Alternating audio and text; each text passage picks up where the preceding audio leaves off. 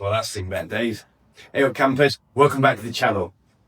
In this episode, I'm going to take you down as far south as we get to before something goes uplift day, and just like my old bone shaker here, I end up a bit worse for wear. I'm going to take you to some amazing coastal destinations on the stretch of coast from Torre Nueva down to Marbella and more. Of course, I'm going to show you some incredible enduro trails that the guys at Switchback Mountain Bikes take us on before the accident. And just for good measure, I'm going to chuck a secret waterfall in there that we stumbled on just by chance.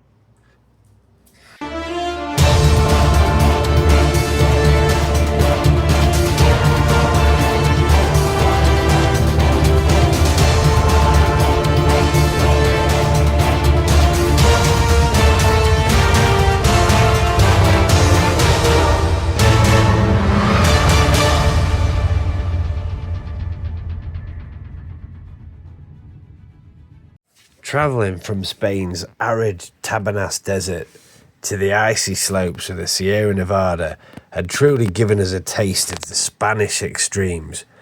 But now it's time to head back to the coast. After all, we'd come to the south of Spain to at least see the sea.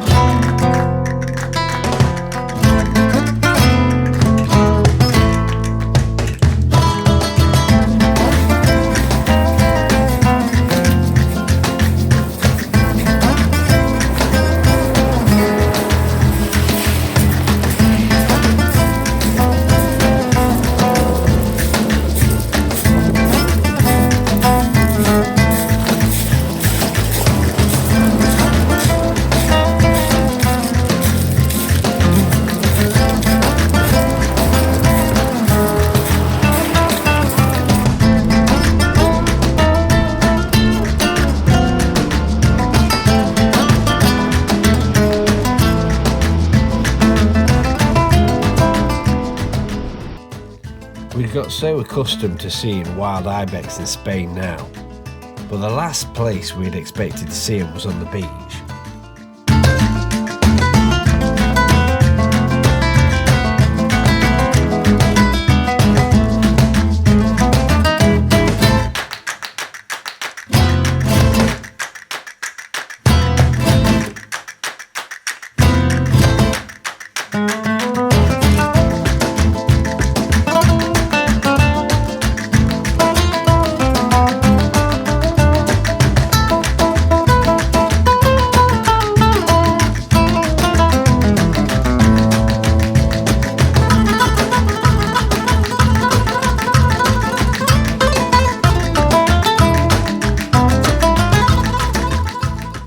Torre Nueva was a breath of fresh air, with far less crowds than we'd seen elsewhere, beautiful beaches and some incredible seafood restaurants.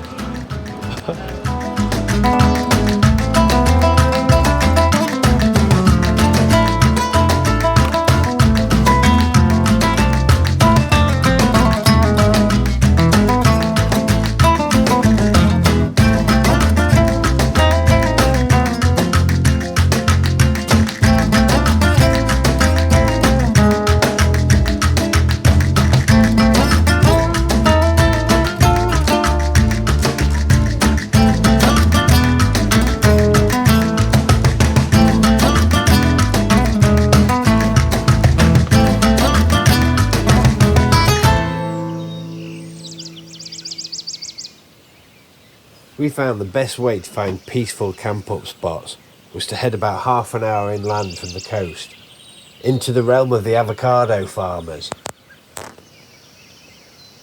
We got lost for hours one day, chasing a waterfall that never appeared, wandering through groves of papayas, mangoes, avocados, orange trees, you name it, that fruit was growing there. I've said it before, but I'll say it again. Spanish winter sunsets are something else.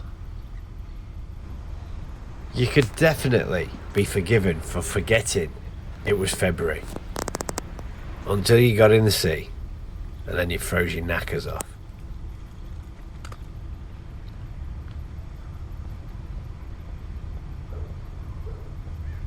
Looking out across the bay at Mijas, if you were lucky you'd see porpoises and dolphins breaching the water.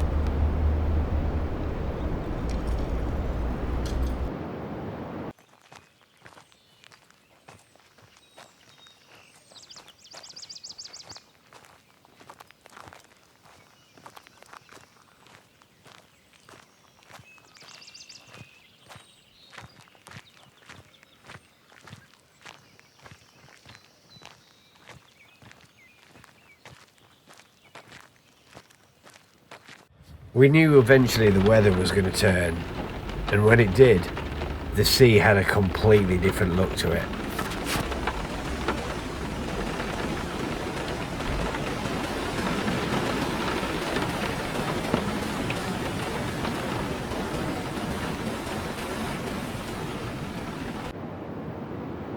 But the following day, another beautiful Spanish sunrise, and the weather was entirely different again.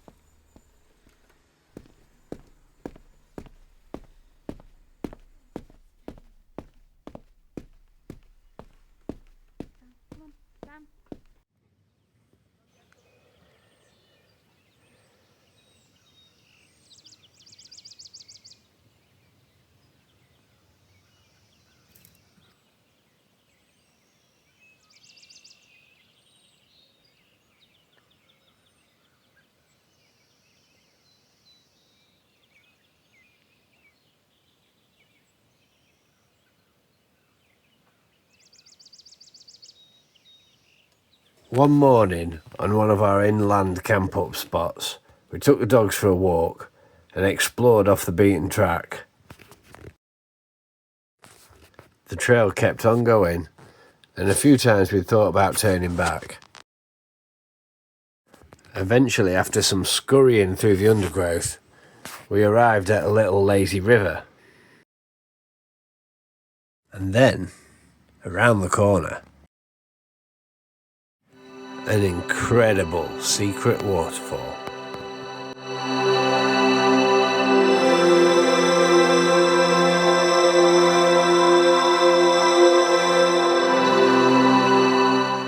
Perfect opportunity for some cold water dipping.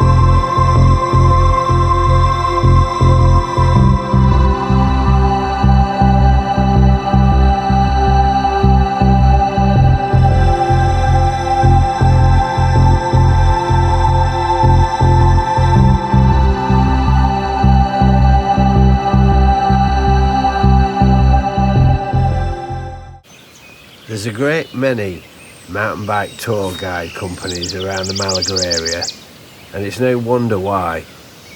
Even the motorways around there are incredibly steep, and there's enduro trails that go on for miles and miles. Back in the day, we used to regularly race downhill mountain bike. But these days, I tend to make up for my lack of skill with sheer enthusiasm. So I think you guys will really enjoy it.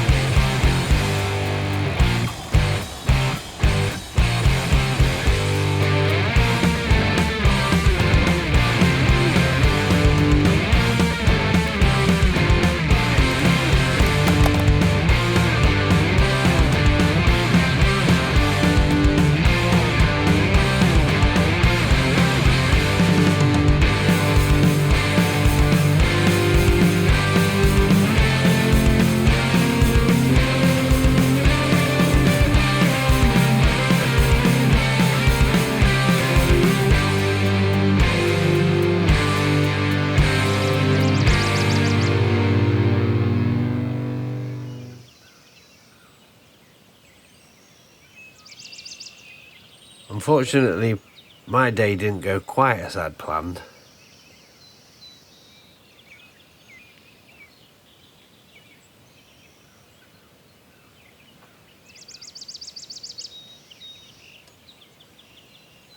I've not checked in with one of these updates for a while. I've been busy making long content. Anyway, yesterday I had an uplift booked with switchback mountain bikes. The day started out mint, brilliant trails. Anyway, the last trail before dinner was down the side of the dam. They call it the Dam Busters. Big rocky gnarly track. Halfway down that at full speed, my front tyre was just completely blown out. I'm tubeless, and a rock has gashed the side of my tyre. Next thing, high speed over the bars. Yeah, so today feeling a bit sorry for myself. Got a bit of a hippo foot for a hand. I don't know exactly what I've done, but there's all kinds of purple coloration coming in on the palm of my hand here. I'm hoping it's a ligament that's torn. It seems to be one knuckle on my finger that's the main problem. Anyway, one thing that has come to light that I didn't know as a result of this is that apparently we should have a global health a what? E-hit. An E-hit card. What does that stand for? I thought he called it a global. Yeah, no, he called it a global health international. Anyway, I can't remember, but basically it's free to get, and there's various countries that are involved, and if you've got one of these, then you can just walk into hospital and get treated.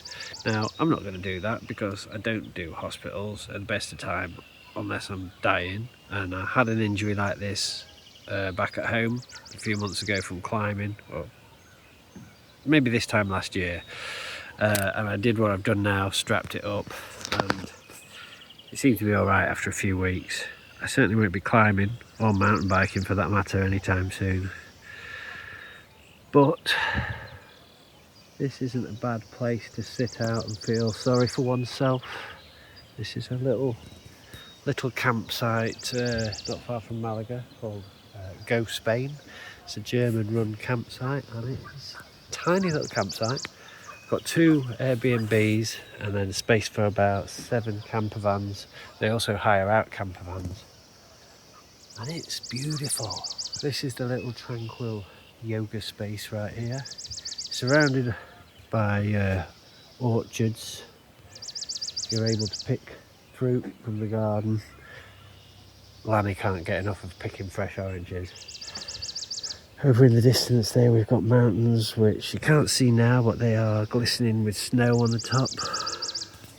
And we are just sat watching the sun go down over the hills. And tomorrow it's Jen's turn for the ride. So let's hope we don't have any more of these injuries. Touch wood. Anyway, so that's what we've been up to. Happy camping.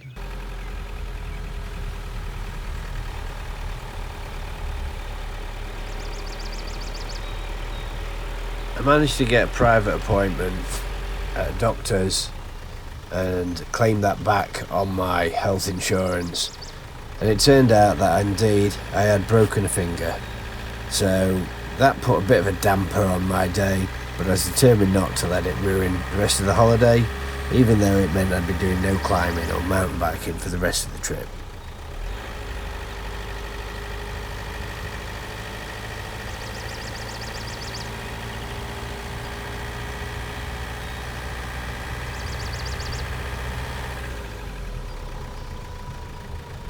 The next day was Jen's turn, so Atlanta and I got the chance to explore the beautiful town of Mijas.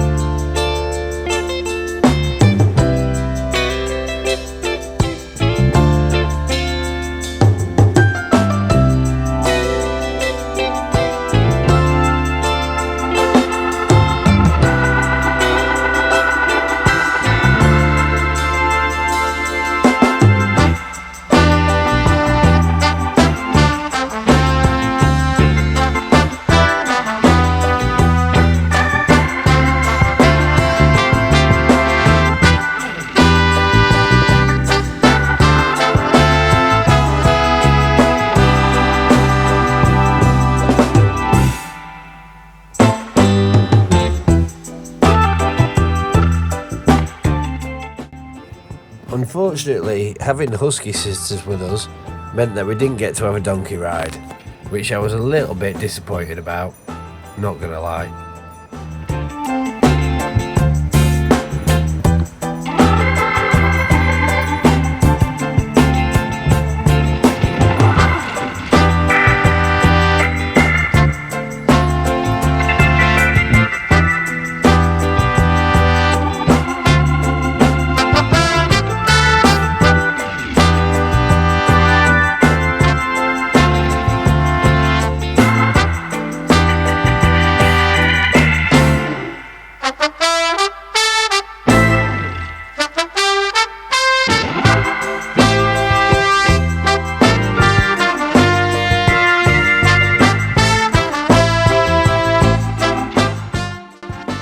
If you're in the area, you might want to check out the Caminito del Rey, or the King's Path, a hiking trail located about 60 kilometres from Málaga. Pinned to the side of the rock face of the gorge, this trail is absolutely breathtakingly beautiful. Unfortunately, we didn't know that you needed to book on, and nor are dogs allowed, but we'll definitely be taking a trip to this one the next time we're passing. This was the point we decided to start making our way back up north. Since mountain biking was off the cards, and that's what we'd got planned for down this neck of woods. But we've got a few other places we want to visit on the way back up, and I was desperate to get some winter adventure in the mountains of the Pyrenees. Okay, so until next time folks, happy camping.